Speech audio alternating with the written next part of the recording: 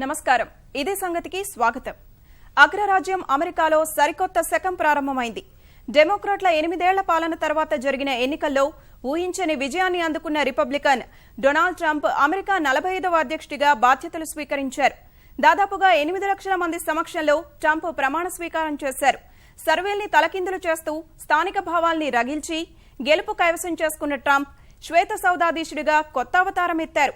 ఇన్నాళ్లు వ్యాపార సామ్రాజ్యాధినేతగా ఉన్న ట్రంప్ ఇకపై అగ్రరాజ్యం అధ్యక్షుడిగా చక్రం తిప్పబోతున్నారు.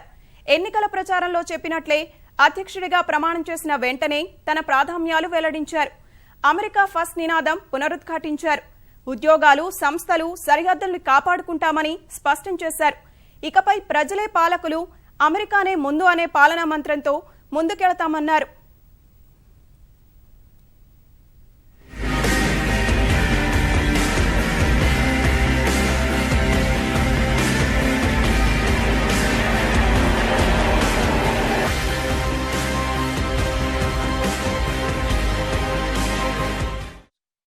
From this day forward, it's going to be only America first.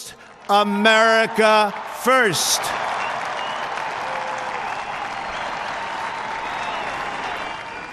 ఇది ట్రంప్ శకారంభం సందర్భంగా ఆ ట్రంపే పలికిన తన పాలనా విధాన స్వరూపం.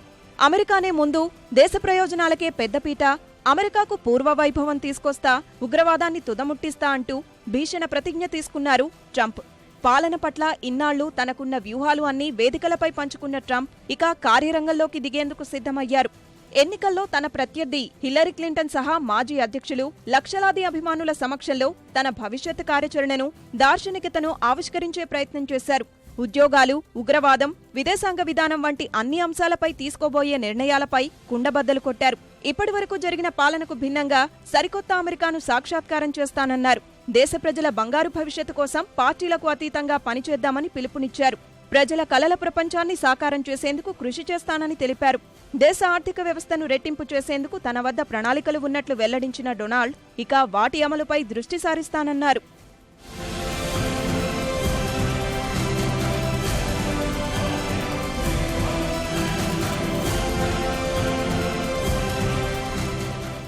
ఎన్నికల ప్రచారం వేరు, ప్రభుత్వ పాలన వేరు.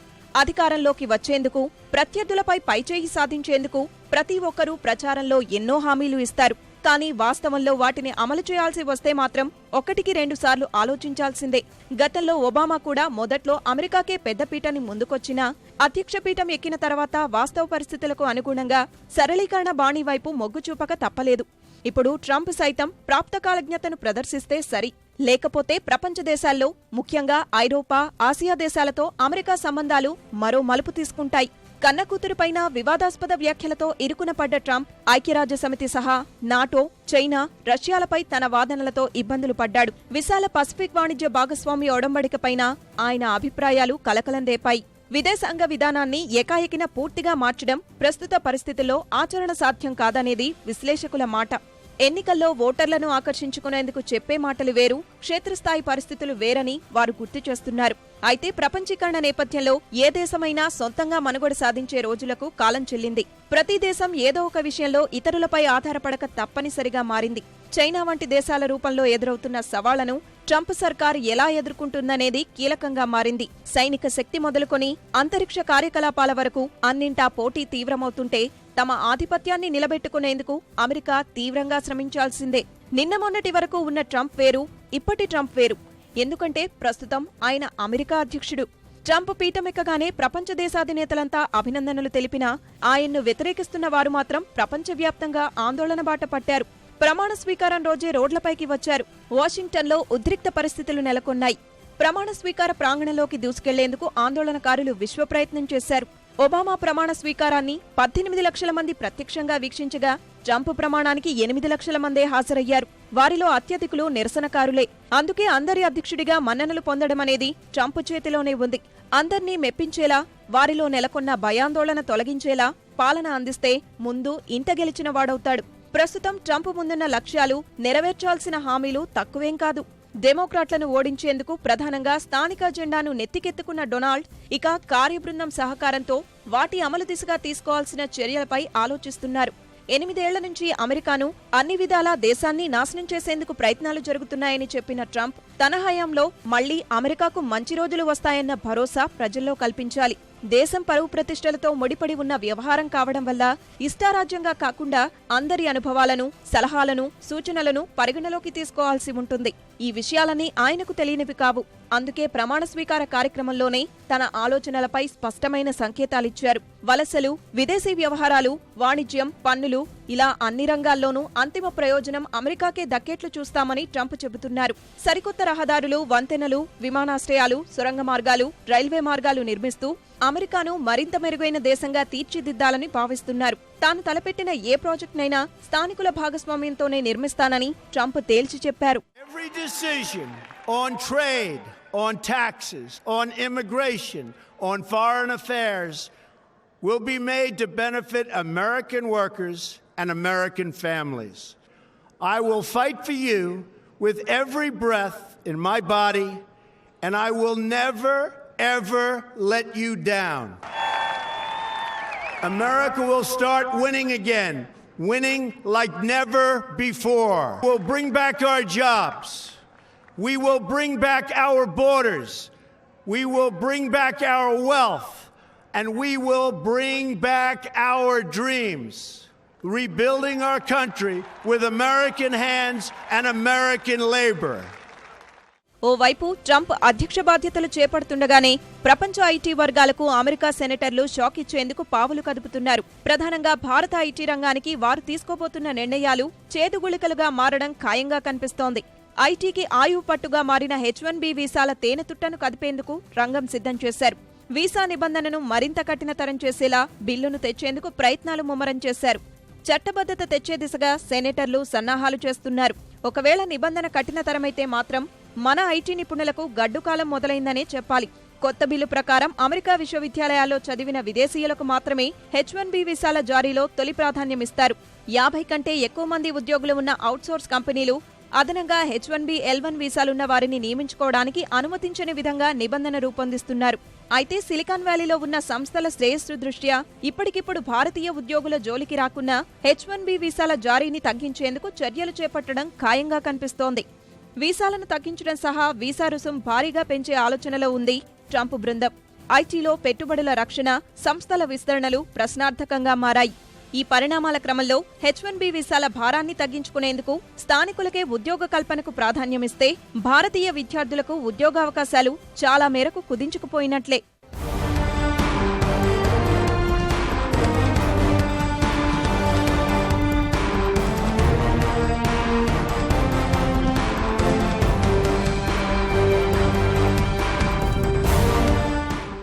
కొన్ని సంస్థలు తక్కువ వేతనాలతో విదేశీయులకు ఉద్యోగాలిస్తూ అమెరికన్లకు మొండిచేయి చూపుతున్నాయని ట్రంప్ ఆది నుంచి అసంతృప్తిగానే ఉన్నారు.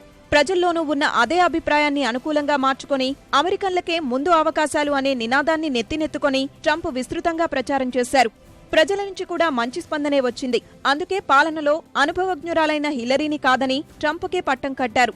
తగ్గట్లే ఇప్పుడు పరిశ్రమలు, టెక్నాలజీ కంపెనీలు ఇలా ఏ ఒక్కటి ఇతర దేశాలకి తరలిపోవడానికి వీల్లేదని ట్రంప్ కృతనిశ్చయంతో ఉన్నారు. నల్లజాతీయులు, తెల్లజాతీయులు అన్న తారతమ్యం లేకుండా ఏ ఒక్క అమెరికన్ ఇకపై నిర్లక్ష్యానికి గురికాకుండా చూస్తామని హామీ కూడా ఇచ్చారు.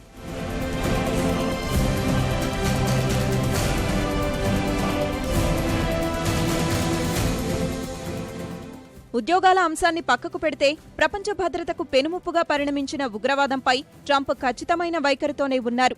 మొదట్నుంచి చెబుతున్నట్టుగానే ఇస్లామిక్ టెర్రరిజాన్ని తుదముట్టిస్తానని చెబుతున్నారు. ఉగ్రవాదాన్ని భూమండలం నుంచే తరిమి కొడతామని తీవ్ర స్వరంతో హెచ్చరించారు. టెర్రరిజంపై పోరులో అన్ని దేశాల సహకారం తీసుకుంటామన్నారు. ఈ నేపథ్యంలో పాకిస్తాన్పై ఎలాంటి వైఖరి అవలంబిస్తారన్నది అందరి మెదళ్లను తొలుస్తోంది. అనేక టెర్రర్ గ్రూప్లను ప్రత్యక్షంగా, పరోక్షంగా పెంచి పోషిస్తోన్న పాక్ తీరు ప్రపంచ దేశాలకు ముప్పుగా మారిందనేది బహిరంగ రహస్యమే. ఈ క్రమంలోనే పాకిస్తాన్కు ట్రంప్ బృందం ఘాటు హెచ్చరికలు జారీ చేసింది. ఉగ్రవాదంపై ద్వంద్వ వైఖరి తగదని హితవు పలికింది. మంచి ఉగ్రవాదం, చెడు ఉగ్రవాదం ఉండవని పేర్కొంది. భారత్, ఆఫ్ఘనిస్తాన్లో ఉగ్రవాదాన్ని ప్రోత్సహించడం మానుకోవాలని సూచించింది. హక్కానీ గ్రూప్ టెర్రరిస్టులపై పాక్ ఉక్కుపాదం మోపాల్సిందేనని స్పష్టం చేసింది. We will seek friendship and goodwill with the nations of the world. We do not seek to impose our way of life on anyone, but rather to let it shine as an example. We will shine for everyone to follow. We will reinforce old alliances and form new ones and unite the civilized world against radical Islamic terrorism, which we will eradicate completely from the face of the earth. ఇవేగాక తన మిగిలిన హామీలను ప్రాధాన్యతా క్రమంలో నెరవేర్చేందుకు Trump పక్కా ప్రణాళిక ప్రకారమే సాగుతున్నారు. అధికారాన్ని Washington నుంచి సాధారణ అమెరికా ప్రజలకు బదిలీ చేస్తామన్న హామీ మేరకు ఒక సమర్థ బృందాన్ని సిద్ధం చేసుకున్నారు. ప్రచారంలో అన్నీ తానే చూసుకున్న అల్లుడు కుష్నర్కి శ్వేత సౌధంలో అత్యంత శక్తిమంతమైన పదవిని కట్టబెట్టారు. సీనియర్ సలహాదారుగా నియమించుకున్నారు. ఎన్నికల ప్రచారంలో రక్షణ సంబంధిత అంశాల్లో సలహాదారుగా వ్యవహరించిన మైకేల్ ఫ్లిన్ని జాతీయ భద్రతా సలహాదారుగా చేశారు. కాంగ్రెస్ సభ్యుడు మైక్ పోంపియోను నిఘా సంస్థ సిఐఏకు సారథిగా నియమించారు. మరో కీలక పదవైన అటార్నీ జనరల్గా సెనేటర్ జెఫ్ సెషన్స్ పేరును ఖరారు చేశాడు.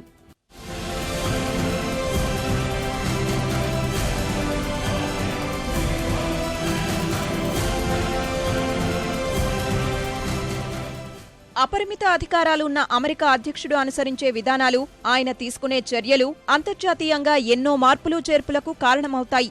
అందుకే ఇప్పుడు ట్రంప్ ప్రతి కదలికను అంతర్జాతీయ సమాజం డేగకన్నుతో పరిశీలిస్తోంది. కీలక నేతల వ్యాఖ్యలు, ప్రసంగాలు, నిర్ణయాలు అక్కడికక్కడే కాదు, దీర్ఘకాలం సుదీర తీరాల్లో ఉన్నవారిని సైతం దృష్టిలో పెట్టుకుని ఆలోచించాల్సిన అంశాలు. అంకుల్ శామ్ చరిత్రలో నవశకానికి నాంది అంటున్న నూతన అధ్యక్షుడు ట్రంప్ విషయంలో అంతే. పైగా ఒకేసారి ఎన్నో కీలక అంశాలకు సంబంధించి స్పష్టమైన విధానాలు ప్రకటించాడు. ఉదాహరణకు అమెరికా ఫస్ట్. ఈ మాటనెలా అర్థం చేసుకోవాలి? అది అమెరికన్ల ఉపాధి, ఉద్యోగాలకు మాత్రమే పరిమితమా అంటే కాదనే సమాధానం వస్తుంది. అగ్రరాజ్యం అనే హోదాలో ఉండి అమెరికా అధ్యక్షుడిగా రక్షణాత్మక ధోరణిలో ఆయన చేసిన వ్యాఖ్యలు సమీప భవిష్యత్తులో చోటు చేసుకోగల మరెన్నో కీలక పరిణామాలపై సంకేతాలిస్తున్నాయి. ట్రంప్ రూపంలో ప్రపంచానికి ఎదురుకానున్న ఆ సవాళ్లేమిటి?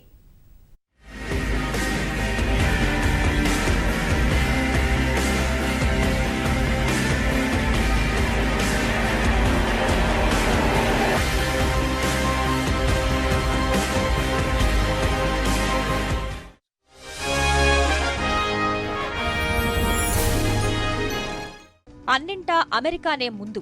ఇంతకాలం పాలన విస్మరించిన ఈ దేశ ప్రజల ప్రయోజనాలకే ఇకపై తొలి ప్రాధాన్యం. అగ్రరాజ్యం 45వ అధ్యక్షుడిగా బాధ్యతలు చేపడుతూ డొనాల్డ్ ట్రంప్ చేసిన ఈ వ్యాఖ్యల పూర్తి అంతరార్థమేమిటి? అది ప్రపంచానికి విసరబోతున్న సవాళ్లు ఏ స్థాయిలో ఉండబోతున్నాయి? అందుకు ఆయా దేశాలు సన్నద్ధంగా ఉన్నాయా?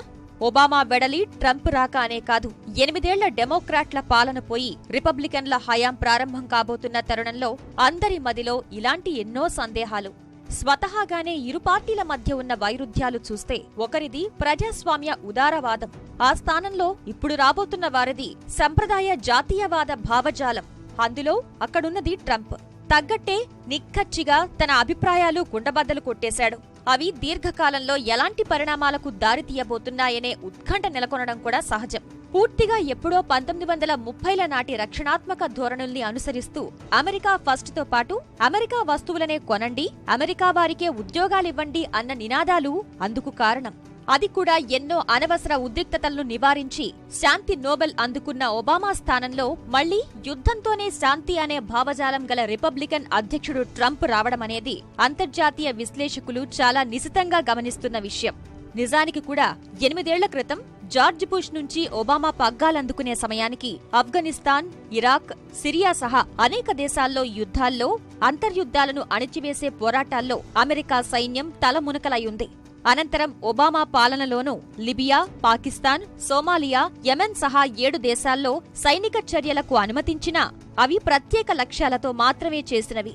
ఇప్పుడు ఆ స్థానంలో వస్తున్న ట్రంప్ వైఖరి ఎలా ఉండబోతుంది?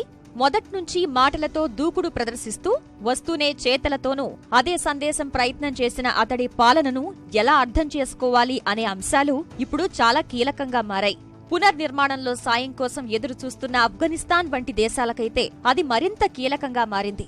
ప్రధానాంశమైన యుద్ధ భయాలను కొంతకాలం పక్కన పెట్టినా ప్రస్తుతం ప్రపంచాన్ని కలవరపెడుతున్న ట్రంప్ విధానాలు ఎన్నో. రియల్ ఎస్టేట్ సామ్రాజ్యాధిపతి నుంచి శ్వేత సౌధం అధిపతిగా మారే క్రమంలోనే తనే స్వయంగా చెప్పిన మాటలు, ప్రస్తుతం ప్రకటించిన విధానాలు ఆ స్థాయిలో ఉండడమే అందుకు కారణం. అసలు అమెరికా ఫస్ట్ అనే మాటను ఖచ్చితంగా ఎలా అర్థం చేసుకోవాలి? ఇరాక్ యుద్ధం నుంచి రష్యా అధ్యక్షుడు పుతిన్ వరకు అన్నింటా తన వైఖరి ప్రకటిస్తున్న ట్రంప్ వ్యాఖ్యల్ని బట్టి మొదటగా అర్థమవుతున్న విషయం, ఇకపై అమెరికా అభివృద్ధి ఫలాలన్నీ మొదట అమెరికాకే చెందాలి. అందుకోసం మొదటగా చెప్తున్న మహాప్రాకారం నిర్ణయం, ఆ ప్రభావాలు ఎదుర్కొనున్నది మెక్సికో. మెక్సికోతో పాటు అరబ్, ఇస్లామిక్ దేశాలతో సంబంధాల్ని తీవ్రస్థాయిలో ప్రభావితం చేసే అంశమది. మెక్సికో సరిహద్దుల వెంబడి సుమారు 1900 మైళ్ల మేర గోడ నిర్మాణాన్ని ఆగమేఘాల మీద ప్రారంభిస్తామని ట్రంప్ చెప్తున్నారు. రెండవ అంశం, అనుమతి పత్రాలేవీ లేకుండా అమెరికాలో ఉంటున్న 1,10,00,000 మంది వలస జీవుల గురించి. అమెరికా జనాభాలో దాదాపు 3% ఉన్నవారిని దేశం నుంచి బయటకు పంపే కార్యక్రమాన్ని త్వరలోనే ప్రారంభిస్తామని ట్రంప్ కార్యవర్గం ముందే ప్రకటించింది. అందుకోసం ప్రస్తుతం ఉన్న వలస విషయాలపై విచారణ చేసే న్యాయస్థానాలకు అతీతంగా ప్రత్యేకంగా డిపోర్టేషన్ ఫోర్స్ అనే విభాగాన్ని అమెరికన్ కాంగ్రెస్ అనుమతితో తీసుకురావాలనే ఆలోచనలో ఉన్నారు. ఆ విషయంలో ట్రంప్ నిశ్చితమైన అభిప్రాయంతోనే ఉన్నారు. ఆ క్రమంలోనే రెండవది, అత్యంత వివాదాస్పదంగా ఉన్న అంశం ముస్లింలకు సంబంధించి. ట్రంప్ ప్రచార పర్వంలో చెప్పిన ప్రకారం చూస్తే అమెరికాలోకి అడుగు పెట్టాలననుకునే ముస్లిం వర్గాలకు ఇకపై అది చాలా కష్టంతో కూడుకున్న విషయమే అవుతుంది. అదనంగా దేశంలో ఉన్న ముస్లింల వివరాలు అన్నీ ప్రత్యేకంగా నమోదు చేయాలన్న ఆలోచన న్యాయస్థానాల్లో చిక్కులు ఎదుర్కొనే అవకాశం ఉంది. ఈ రెండు అంశాలు అమెరికా వలసలపై ఆశలు పెట్టుకున్న ఎంతో మంది కలల్ని చెదిరిపోయేలా చేసేవే. ముఖ్యంగా పాకిస్తాన్కు అవి శరాఘాతం లాంటివే. అత్యంత కీలకమైన 2016 ప్యారిస్ పర్యావరణ ఒప్పందం నుంచి వైదొలుగుతామనడము ఎవరూ ఊహించని విషయం. అలా ఒకటేంటి, 1994లో కెనడా, మెక్సికోలతో చేసుకున్న north American free trade agreement NAFTA, ఇరాన్తో చేసుకున్న అణు ఒప్పందం అన్నీ ఇప్పుడు ట్రంప్ పరీక్షకు నిలవబోతున్నాయి. అలానే trans Atlantic investment partnership, trans Pacific partnership, ఇలా అన్నింటికీ చెల్లుచీటీయే అంటున్నారు ట్రంప్. అలానే మిత్రదేశాలతో కలిసి ఉన్న రక్షణ ఒప్పందాలు, వాటిల్లో అత్యంత కీలకమైన నార్త్ అట్లాంటిక్ ట్రీటీ ఆర్గనైజేషన్ నాటోను కూడా కాలం చెల్లినదిగా తృణీకరిస్తోంది ట్రంప్ వర్గం. 28 సభ్య దేశాల స్వేచ్ఛ, భద్రతా అంశాలను పదిలంగా కాపుకాసే నాటో నుంచి అమెరికా వైదొలగడమే జరిగితే అది వ్యూహాత్మకంగా ఎన్నో మార్పులకు దారితీస్తుంది. ఇదే సమయంలో జపాన్, దక్షిణ కొరియా, జర్మనీ, ఫిలిప్పీన్స్ దేశాలకు వారి రక్షణ సొంతంగానే చూసుకోవాలని ఇప్పటికే సంకేతాలు పంపారు ట్రంప్. అంటే వీటన్నింటి ద్వారా ఆయన చెబుతున్న ఒకే మాట, ఆ కార్యకలాపాల్లో ఇప్పటివరకు అమెరికా చేస్తున్న వ్యయమంతా ఇకపై అంకుల్ శామ్ల ప్రగతి కోసమే చేస్తామని. అంటే నాటో సహా అన్ని కూటముల సభ్య దేశాలు ఎవరి భారం వారు భరించాలి. అమెరికా నుంచి అదనపు సాయాన్ని ఆశించటానికి లేదు.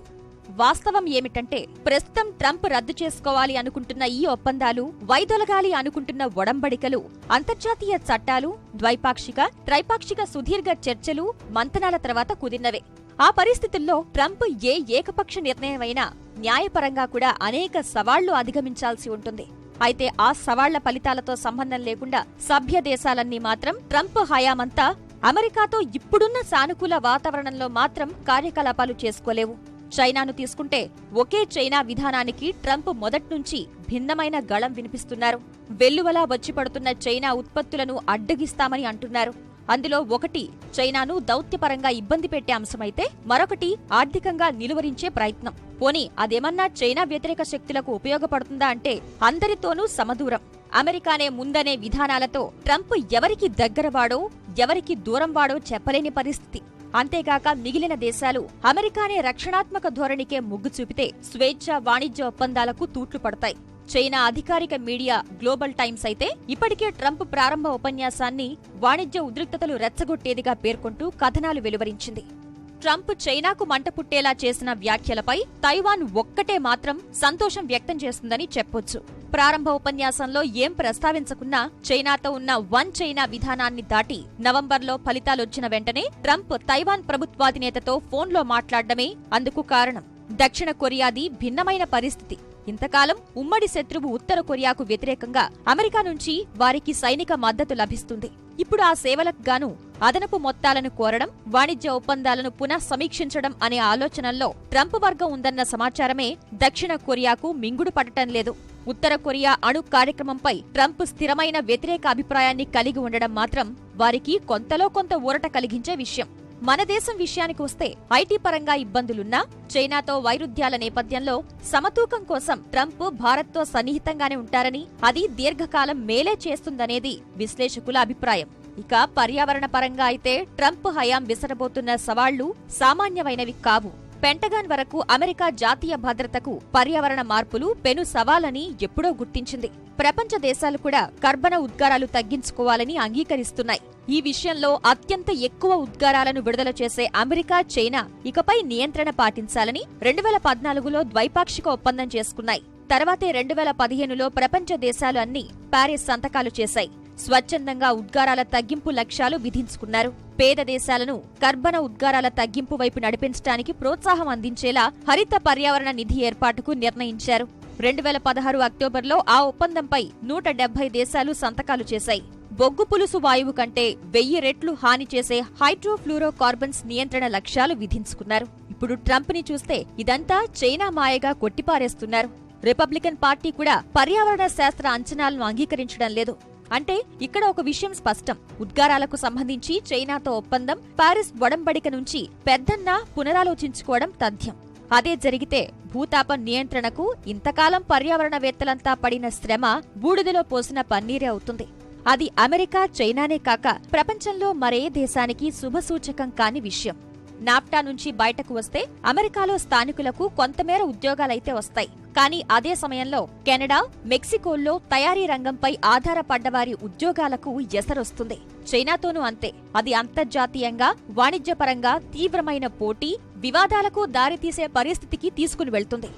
ఇక కీలకమైన సిరియా అంతర్యుద్ధం విషయం. దాదాపు పతనం అంచున సిరియా రావణ కాష్టానికి ఒక కారణం చూస్తే ప్రస్తుతం అధ్యక్షుడిగా ఉన్న బషర్ అల్ అసద్. ఒబామా అతడు గద్దె దిగాలి అని పట్టుబడితే అతడే ఉండాలంటూ రష్యా మద్దతుగా వచ్చి ఇద్దరూ సిరియాను నిప్పుల కుంపటిగా మార్చారు. ఇప్పుడు ట్రంప్ రష్యాతో స్నేహపూరిత వాతావరణాన్ని కోరుకుంటున్న తరుణంలో అక్కడ శాంతి నెలకొనవచ్చనే అంచనాలైతే కనిపిస్తున్నాయి. ట్రంప్తో స్నేహం కోసం కావాలంటే రష్యానే అసద్ను పదవీ త్యాగానికి ఒప్పించి వివాదానికి ముగింపు పలకవచ్చని విశ్లేషకులు చెప్తున్నారు. ప్రస్తుతం అమెరికా, రష్యా ఉమ్మడి లక్ష్యం ఉగ్రవాదంపై పోరు, ఐసిస్ అంతమే కాబట్టి అది సాధ్యమే అని వారి అభిప్రాయం. అయితే ట్రంప్తో రావచ్చని అనుకుంటున్న ఈ సవాళ్లను ప్రపంచం ఎదుర్కోవడానికి ముందు ఆయనే దేశంలో పెద్ద సవాళ్లను అధిగమించాల్సి ఉంది. అదే అందరి ఆమోదం. 8 ఏళ్ల నాడు ఒబామా ప్రమాణ స్వీకారానికి 18 లక్షల మంది వస్తే ట్రంప్ పట్టాభిషేకానికి వచ్చిన వాళ్లు 9 లక్షలు కూడా దాటలేదు. అందులోనూ నిరసనకారులు పెద్ద సంఖ్యలో హాజరయ్యారు. స్వపక్షంలోనూ అసమ్మతి, విపక్షంలో నిరసనలకు తోడు ఇంకా వ్యతిరేక ఆందోళనలు సద్దుమణగలేదు. మంచి అధ్యక్షుడిగా బుష్ ఒబామా కంటే కూడా సర్వేల్లో వెనకపడి ఉన్నారు. 2018లో జరిగే ప్రతినిధుల సభ మధ్యంతర ఎన్నికల్లో డెమోక్రాట్లు ఆధిపత్యం సాధిస్తే వారి సహకారం అనుమానమే. New York, Los Angeles, San Francisco వంటి ప్రధాన నగరాల్లో డెమోక్రాట్లకే ఇంకా గట్టి పట్టుంది. ఇవన్నీ అధిగమించి ప్రజల మద్దతు, సంస్కరణలపై వ్యాపార వర్గాల సానుకూలతలు సంపాదించడమే ట్రంప్ ముందున్న అసలైన సవాళ్లు. వాటన్నింటికీ మించి అమెరికా ఇంతకాలం కాపాడుకుంటున్న పరపతి, ప్రపంచ నాయకత్వాన్ని నిలబెట్టుకోవాలంటే ఇంత బెట్టుగా ఉంటే కుదరదు. మరిన్ని విభిన్న అంశాలతో మరో ఇదే సంగతిలో కలుసుకుందాం. నమస్కారం.